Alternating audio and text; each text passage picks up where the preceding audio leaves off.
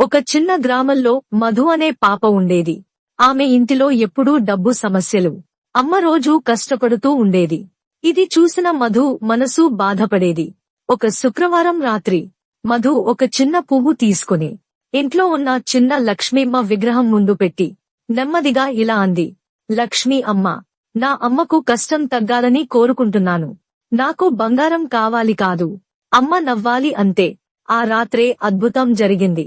మధు నిద్రపోతుండగా ఆమె గది నిండా ఒక మృదువైన వెలుగు వచ్చి నిలిచింది. ఆ వెలుగులో నుంచి తేజస్సుతో మెరుస్తూ శ్రీ మహాలక్ష్మీ దేవి ప్రత్యక్షమయ్యింది. ఆమె ప్రేమగా మధు చేతిని తాకుతూ అంది, నీ మనసులో ఉన్నది దయ, ప్రేమ, అలాంటి హృదయాల్లోనే నేను వసిస్తాను అని చెప్పి ఆమె ఒక కమలదళం మధు చేతిలో పెట్టింది.